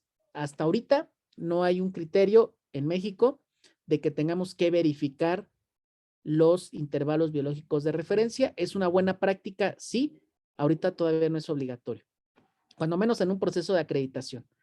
¿Cómo realizan la segunda verificación en laboratorios donde se realizan pruebas de urgencia? Bueno, Diana, lo que hacíamos en un laboratorio donde yo trabajé es que en el laboratorio de urgencias generalmente mínimo había 2 personas. Entonces una persona capturaba el resultado y la otra persona es quien lo liberaba. Entonces se hacía como esta revisión cruzada. No sé si por ahí va tu pregunta. Y finalmente la norma trae un apartado de gestión de la información. Aquí trae apartado de cosas que debemos de considerar con respecto, por ejemplo, al software que nos dice que debe estar validado y debe estar verificado antes de usarlo en el laboratorio. Y una parte importante aquí yo creo son las interfaces de laboratorio. Los señores ingenieros de sistemas generalmente nos instalan un sistema, nos desarrollan la interfaz y se van. Pero para que esa interfaz quedara funcionando hicieron pruebas. Necesitamos definir qué pruebas tienen que hacer con ellos, porque ellos son los ingenieros, nosotros no. Y lo importante es que al final nos dejen evidencia del correcto funcionamiento de la interfaz. Por ejemplo, en el laboratorio donde trabajó la química Elizabeth, que no sé si sigue aquí, en ese laboratorio el proveedor que desarrolló las interfaces del software dio de alta N cantidad de pacientes. La verdad no me acuerdo si fueron 100 o 200 pacientes, no sé si Elizabeth se acuerde, y nos entregaron unas carpetas así llenas de evidencia del nombre del paciente, o sea, el paciente que se dio de alta en el sistema, el resultado que emitió el equipo para mostrar evidencia que el resultado de glucosa cayó en la glucosa, en el campo de glucosa de ese paciente. Y déjenme decirles que en este proceso de verificación del funcionamiento de la interfaz ocurre que el resultado de glucosa de Víctor Baltasar va a caer al campo de colesterol del químico Juanito Pérez, o de, bueno, de un paciente que se llama Juanito Pérez. Uno diría, ¿pero cómo? Pues sí, por eso hay que hacer esa verificación y hay que tener evidencia de que la interfaz quedó funcionando. Entonces, en muchos laboratorios les abren la interfaz y no les entregan nada. Hay que trabajar. Ahora sí, ya para cerrar, químicos, ¿cuántos laboratorios acreditados hay en México? Pues les dejo la información consultada hasta diciembre. Esto quiere decir que de enero a junio seguramente hay más laboratorios, porque en México se han ido acreditando más. Entonces, en 2021 contabilicé 131 laboratorios acreditados en México por la entidad mexicana de acreditación. Había 3 laboratorios del Perú y 2 laboratorios de República Dominicana en 2021. Como pueden ver, la entidad ha acreditado laboratorios fuera de México. Y antes, en otro año, un tiempo, hubo laboratorios acreditados de Colombia. Esta información es información pública que pueden consultar en la página de la EMA. Si alguien tiene curiosidad, puede echarse y meterse a la página de la EMA y contar cuántos laboratorios acreditados hay ahorita, en julio de 2022. Y bueno, estos son los acreditados en México. ¿Cuántos hay en México? ¿Cuántos laboratorios hay en México? Pues en 2020 hice una consulta al INEGI y arrojó un resultado de 15,519. Pues no se ha, no ha de, a 2022, pues no creo que haya muchísimo cambio o que haya un cambio significativo. Entonces, esta consulta es a diciembre de 2020. En México, según el INEGI, había 15,519. Si de esos solo hay 131 acreditados, no llegamos ni al 1% de laboratorios acreditados. Está interesante la cifra. Ahora bien, más allá de la acreditación, ¿qué beneficios podría tener al demostrar que tengo un sistema de gestión de la calidad acreditado? Van a mejorar el control de sus procesos. Fíjense que en esta etapa, a veces cuando uno está metido en un laboratorio acreditándolo como parte del laboratorio, no alcanzamos a ver la mejora o nos cuesta trabajo por la famosa ceguera de taller. Pero cuando estás desde fuera viendo cómo recibes un laboratorio y cómo lo dejas cuando se acredita y cómo va avanzando con el paso del tiempo, hay un cambio significativo, hay un cambio muy importante en el control de los procesos. Van a reducir desperdicio, va a facilitar la capacitación de todo su personal y algo no menos importante, hay un reconocimiento nacional e internacional de los laboratorios clínicos acreditados. Y hay un reconocimiento a la competencia técnica de los químicos que trabajan en un laboratorio clínico acreditado. Los químicos que aprovechan la oportunidad para aprender, les voy a decir químicos que, ahorita hablo en mi calidad de profesional de laboratorio clínico, no es lo mismo un químico que tiene en su hoja de vida, en su currículum, donde diga que la química Elizabeth Hernández Fuentes fue la mera de calidad y que conoce cómo desarrollar, cómo implementar un sistema de gestión de la calidad por ISO 15189, ¿no? O el químico o la química Cintia, que anda por acá también, que trabaja en un laboratorio clínico acreditado en México, que la química Cintia Aguilar diga, bueno, pues yo sé de hematología o sé de inmunoquímica, sé de hormonas y también sé cómo verificar la precisión, la veracidad, la linealidad, sé cómo estimar la incertidumbre, tengo conocimiento sobre lo que es la trazabilidad metrológica. Entonces, químicos, como personas, como individuos, como profesionales, aumenta nuestro conocimiento si lo tomamos en serio. Si no, yo puedo pasar de noche la acreditación y decir, pues ya estamos acreditados, pero no sé cómo, porque yo no sé ni qué es la precisión, más no sé ni qué es una gráfica de control. Puede pasar en el laboratorio de un primo, pero los que se toman en serio esto, incrementan su conocimiento, incrementan su experiencia y en el mundo laboral, esto vale. Esto vale, esto vale, esto vale, esto vale, esto vale en México. De tal manera que quedas inmortalizado en la historia de un laboratorio clínico acreditado, porque no cualquier laboratorio toma la decisión de acreditarse.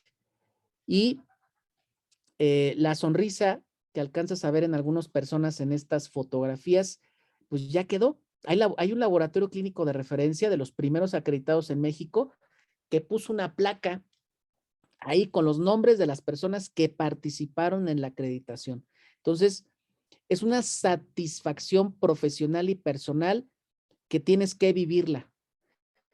Oye, pero yo no me quiero acreditar, no sé qué, lo que quieras, si mandes, no te acredites, pero compra la norma, cumple la norma y vas a ver la diferencia entre tener un sistema de gestión de la calidad y no tenerlo. Entonces, quedas ahí inmortalizado en la historia de este laboratorio. De tal manera que el médico que conforme demos a conocer más la acreditación, va a poder confiar más en el resultado en la toma de decisiones. No es lo mismo recibir un resultado de un laboratorio acreditado que tiene muchos cuidados a del laboratorio Gómez, que quién sabe si meta controles. Y si hubiera incluso un tema legal, no es lo mismo trabajar en un laboratorio Gómez, perdón si hay un laboratorio Gómez aquí, a estar en un laboratorio clínico acreditado.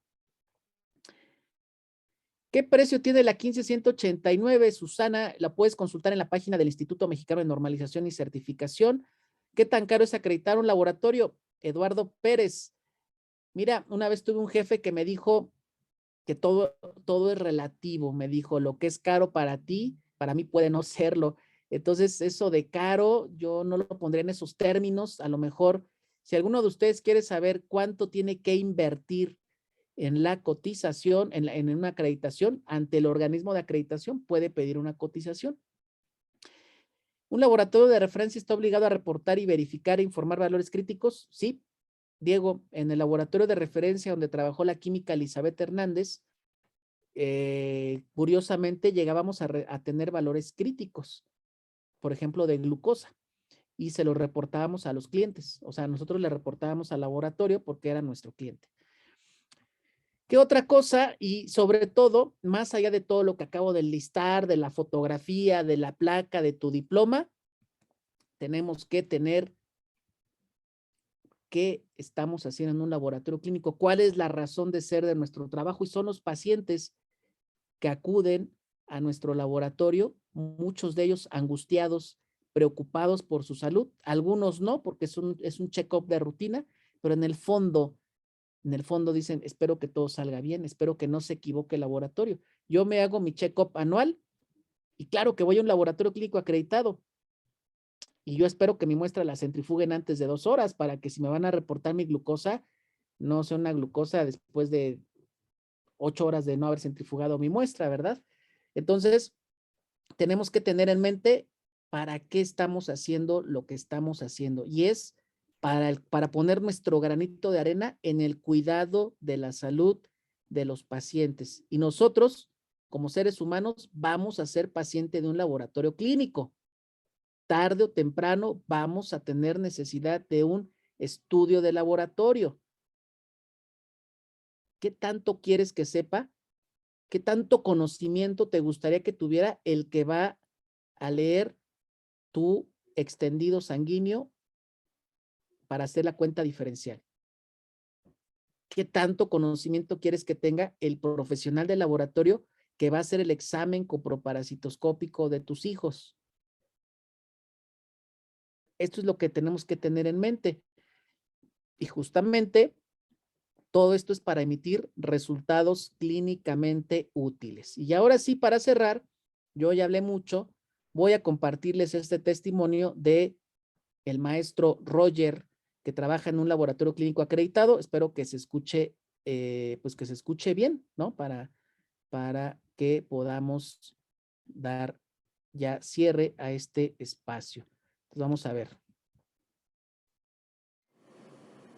Hola, ¿qué tal? Mi nombre es Roger López, formo parte del área de gestión de la calidad de los laboratorios biomédicos de Mérida.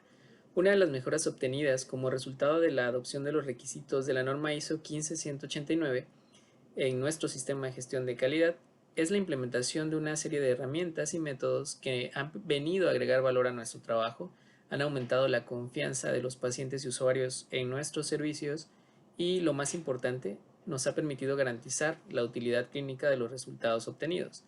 El laboratorio ha implementado satisfactoriamente la métrica Sigma en el proceso analítico. Se han desarrollado herramientas semiautomatizadas para verificar los métodos de examen de acuerdo con las especificaciones del fabricante. Se ha mejorado la competencia técnica del personal y se han desarrollado los mecanismos para evaluar periódicamente tanto su competencia como su desempeño. La acreditación ha sido una decisión estratégica en búsqueda de un estándar que aporte técnicamente en el laboratorio y en su mejora, algo que no está contemplado en la certificación obtenida con base a la norma ISO 9001-2015. Saludos. Pues muchísimas gracias a todos ustedes por su tiempo. Me pasé bastante, creo. Una disculpa a quienes tenían cosas que hacer. Ya terminamos. Vamos a dar paso pues a los comentarios finales. Aquí adelante, si tienen algún comentario, alguna cosa, traté de irme lo más rápido posible, pero bueno, adelante, Natalia, adelante. Muchas gracias, sí, muy interesante. Estamos agradecidos por su tiempo. No estamos pasados, estamos bien, estamos dentro de todo lo que queremos aprender y seguimos interesados pues en ahondar estos temas. Y pues bueno, sí hemos tenido muchas preguntas de los participantes. Les agradecemos también mucho por su tiempo, por estar acá presente, ¿no? Entonces, bueno, tenemos unas preguntitas acá al final del chat para nosotros también, como les decíamos, nosotros siempre en cada evento emitimos 3 constancias de participación totalmente gratuitas. Les vamos a enviar vía correo electrónico, sean de cualquier país, ¿no? Y muchas gracias por participar. Entonces, unas preguntitas que nos quedaban en el chat, si las podemos revisar. Carlos dice, ¿cómo se puede iniciar el proceso en un laboratorio nuevo y considerando que apenas se encuentra en un proceso de recuperar la inversión? Pues es una decisión pues de los inversionistas, Carlos. Yo creo que si no hubiera posibilidades de hacer una inversión con el organismo de acreditación por el servicio propiamente, lo que yo haría sería comprar la norma y comenzar a implementar las cosas que necesite para darle cumplimiento a la misma. Eso, digamos, en principio, comprar la norma y empezar a desarrollar cosas implicará tiempo de alguien que se tenga que sentar a desarrollar esto. Y tal vez cuando ya estén en condiciones económicas de hacer la inversión, pues adelante, ¿no? Pero pueden empezar justamente desde cero, haciendo las cosas bien, no medio bien, haciendo las cosas bien. ¿Sale? Sí, exactamente. Muchas gracias. Tenemos a Andrea Zapata, pues bueno, ella es ecuatoriana, nosotros le ayudamos pues en su laboratorio en proceso de certificación y nos manifiesta, ¿no? Dice, entiendo que la acreditación lleva un proceso, pero aconsejo que primero se cree una cultura de calidad, ¿no? Eso creo que es súper importante en las organizaciones lograrlo y estoy muy de acuerdo con lo que ella nos manifiesta, ¿no? En Ecuador tenemos un retraso de muchísimos años en comparación con México y con otros países de Latinoamérica. Y pues bueno, en cuestión de calidad estamos en pañales aún. Entonces, creo que a eso se refiere Andrea, de tener una cultura de calidad y pues ir de paso a paso, ¿no? Entonces, gracias. Fíjate que hay algo que se me pasó a mencionar dentro de las reflexiones es que la parte fundamental, creo yo, para que se logre una acreditación, con todo lo que implica, no nada más es el papel, es el compromiso de la dirección, Andrea. Eso es súper importante porque donde yo he trabajado al frente de un laboratorio, eso fue lo que detonó, eso fue lo que propició el logro. Y siempre veo esto como una campana de Gauss, o sea, vas a tener gente que tiene puesta la camiseta, que van a estar ahí en primera fila, como Elizabeth, como Luz Helena, que también estuvo en ese laboratorio. Ahí están. Va a haber una parte media que, digamos, te van a apoyar, pero no se van a quedar tantas horas como Elizabeth o como Luz Helena, y van a ver los del otro lado que van a procesar muestras y se van. Entonces, así va a ser y no pasa nada, es la realidad de muchos laboratorios, pero la parte fundamental, Andrea, creo yo, es el compromiso de la dirección para que les ayude a desatorar las cosas en donde se vayan presentando esos retos. Si la dirección está comprometida con esto, creo que eso permea en la organización. Si la dirección o los dueños del laboratorio solo quieren un papel, un cuadrito ahí pegado en su egoteca, mejor no se metan porque no tiene caso, se van a desgastar. Y va a haber gente que no va a querer entrarle a esto. Le dices, ahí está la puerta para que le demos entrada a los que sí quieran trabajar bien. No pasa nada. Listo, adelante. Muchas gracias. Tenemos Susana Muñoz. Para comenzar una acreditación, ¿puedo comenzar solo usando la norma sin un asesor? Yo pienso que sí. Pero pues aquí tienes a Naem, gestión de calidad, que te facilitará las cosas. Ese es su trabajo y pues aquí creo que Susana es de México, si mal no me equivoco. Susana, nos pongas en el chat, me parece que estamos por allá. Y pues bueno, ahí en México lo tenemos a usted. La respuesta sería, sí puedes comenzar sin ningún asesor, Susana, así empezamos todos. Pero si quieres facilitarte la vida, pues aquí estamos. Sí, soy de Ciudad de México, dice. Sí, pues bueno, muchísimas gracias. Estamos en esto, ¿no? Estamos en el camino. Nosotros acá, pues justamente estamos también próximos a dar nuestro curso de la ISO para los que no manejan la parte de gestión, que como ya lo veíamos está en la 15189 y pues también lo estaremos dando de manera presencial y virtual. Hemos tenido colegas de México también. Como decíamos, si allá en México estamos en un 0.84%, aquí en Ecuador creo que muchísimo menos. En Ecuador, Fer, no sé si estás por acá, Fer, si nos compartes, según tu experiencia, él es evaluador líder de SAE, que es el organismo de evaluación aquí en Ecuador. Fer, no sé si estás por acá. Sí, Nati, buenas noches, por aquí estamos. Sí. Efectivamente, aquí en Ecuador todavía tenemos un número muy pequeño de laboratorios acreditados bajo este esquema 15189. Hoy por hoy existen apenas 8 laboratorios en el Ecuador acreditados bajo la norma ISO 15189, de los cuales pues están ubicados principalmente en Quito y Guayaquil y tienen la mayoría pertenecen al sector privado y unos 2 al sector público. Entonces es muy pequeña esa cantidad comparando con lo que mencionaba Víctor, pues estamos bajo ese 0.8% en realidad del total de laboratorios clínicos, pero para eso son estas charlas magistrales para motivar a todos los profesionales del área de salud, del área de laboratorios, para vincularse cada vez más en este campo apasionante de la calidad y promover la cultura de calidad y el trabajo eficiente en cada uno de los laboratorios clínicos. Sí, así es. Pues bueno, no sé si tenemos más preguntas del público, de los participantes. Tenemos unas por interno que me decía cómo pueden asegurar la competencia cuando tenemos los laboratorios subcontratados. Algo nos manifestaba Víctor.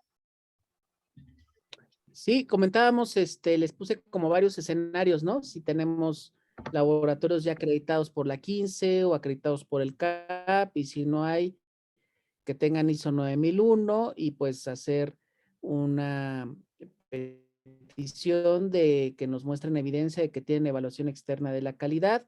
Algunos incluso podrían compartir eventualmente evidencia de cómo está su desempeño en el control de calidad interno. Y lo que les recomendaba, acreditados o no sus proveedores, pues que sí traten de hacer una visita a sus instalaciones, ¿no? Para que vean dónde van a procesar sus muestras, qué tal que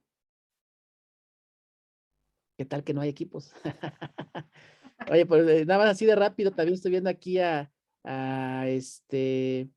Yailin Carrasquel, me da gusto que esté por aquí Yailin, y otros Exactamente. Yailin, Fabiola Olivares, experta también en temas de gestión y de farmacia, gracias por estar por acá, y a Eric Hernández también. Gamaliel Rojas, que nunca se pierde los eventos, está en todos los diplomados, me lo encuentro. Felicidades, Químico Gamaliel. así es, muchas gracias también. Un saludo a Yailin que está en la conferencia de Sigma Diagnostic. Un placer tenerla acá también. Próximamente ya con Giovanni y Ana Luisa pues tenemos una alianza y estaremos con unas sorpresitas por ahí por agosto. Entonces, muchísimas gracias por estar. Vamos a hacer unas preguntitas, no sé si nos ayuda, Químico, cuál va a ser la modalidad. El primero que abra su micrófono va a tener la oportunidad de responderlo y ganarse su constancia gratuita. Así que, pues, yo Químico, propongo que nuestro auditor líder nos haga las preguntas, a ver, como buena mano de auditor, a ver. Claro que sí. Vamos con la primera pregunta. ¿Es necesario realizar un proceso de verificación o validación de los métodos analíticos? Sí, es necesario. Correcto. ¿Quién respondió? Parece que Diana Acuña, si no me equivoco. Diana Acuña. Sí, señor, gracias. Es correcta la respuesta. Muchas Registre, gracias, por favor, Diana, merecedora del primer certificado de constancia. Si nos escribes en el grupo por interno para gestionar tu envío, muchísimas gracias por tu participación. Entonces, esperamos tu mensaje. Claro que sí. Gracias. A ustedes, muy amable. Siguiente pregunta, por favor.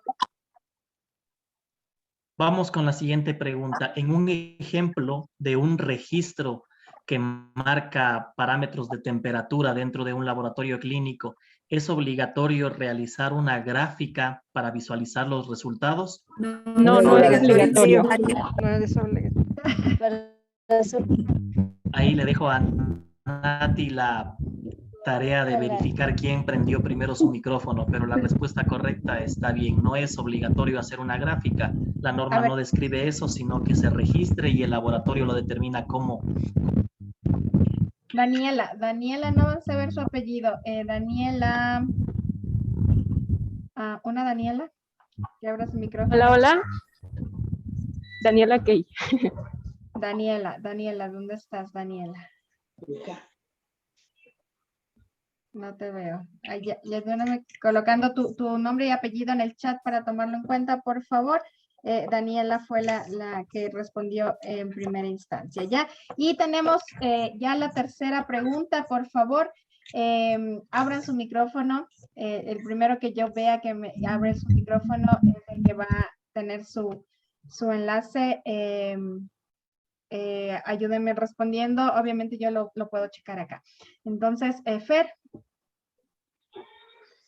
Según las etapas del laboratorio, la fase preanalítica es en donde mayor incidentes o errores se pueden cometer. Sí.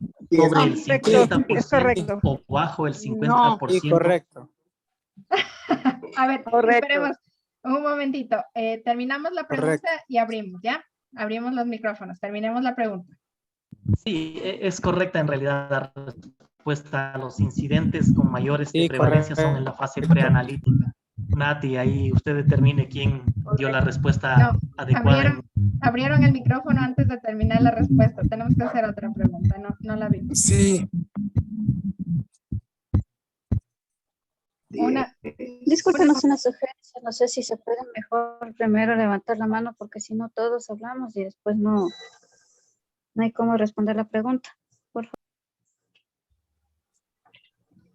Fer, una pregunta más para poder checar, ¿ya? Claro que sí. Otra pregunta más. Dentro de la gestión del laboratorio clínico, específicamente para dar asesoramiento, ¿quién puede dar ese asesoramiento? En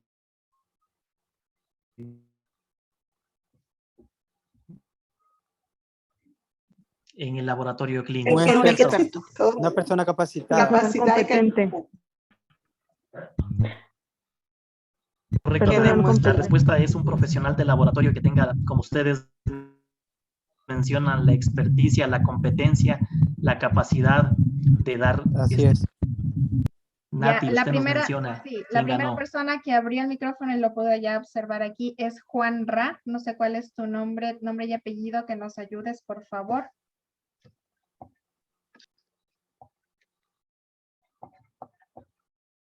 Juan. Sí. Sí, tu nombre y apellido. Es Juan Ramón López Ochoa.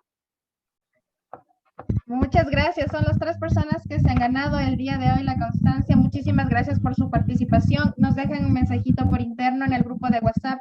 Les agradecemos que hayan estado en esta jornada muy importante para nosotros. Están cordialmente invitados para los demás eventos que tengamos acá en Ecuador. Últimamente el evento de ISO 9001, requisitos de gestión, que también lo tenemos en la 15189, y a semana seguida también tenemos nuestro curso de auditoría interna para formar auditores, ¿no? Entonces estamos gustosos de que puedan ustedes estar en esta jornada. Un agradecimiento enorme al colega Víctor.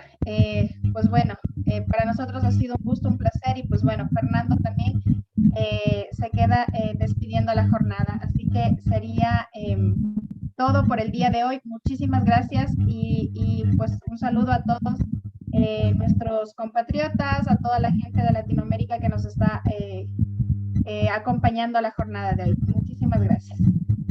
Muchas gracias, cuídense mucho, que Dios los bendiga y estamos en comunicación. Por ahí está el micrófono de Juan como haciendo ahí un sonido extraño. Muchísimas gracias, cuídense mucho. Miriam, qué gusto verte. Cuídense mucho. Muchas gracias a todos por su participación, pues, a este taller de introducción a la norma ISO 15189. Esperamos, como Naem, que